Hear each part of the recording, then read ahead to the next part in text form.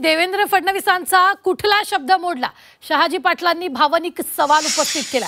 देवेंद्र फडणवीसांची भेट घेणार असल्याचं शहाजी पाटलांनी म्हटलंय। पत्रकार परिषदेत शहाजी पाटील भावनिक झाले। शहाजी पाटलांच्या डोळ्यात पाणी आलेले। लोकसभेला मृत्यूच्या दारात असताना भाजपच्या उमेदवाराचा प्रचार करून 15,000चं मताधिक्य दिलं, याचं फळ म्हणून मला सांगोल्यात एकटं पाडलं का, असा सवाल माजी आमदार शहाजीबाबू पाटील यांनी केला।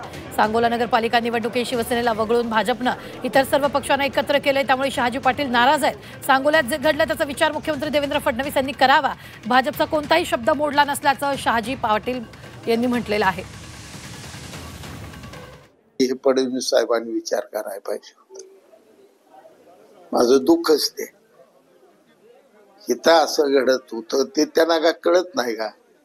आणि मी त्यांचा कुठला शब्द मोडला हे त्यांनी सांगावं मला। 15,000चं लीड आहे माझ्या तालुक्यात। काल किती मोहिते पाटील घराण्यातला उमेदवार होता, बिकट परिस्थिती होती, आणि मी जर निवडणूक खासदारकी सोडून ऑपरेशन केलं असतं तर माझा असा बिकट कॅन्सर आजार गेला नसता।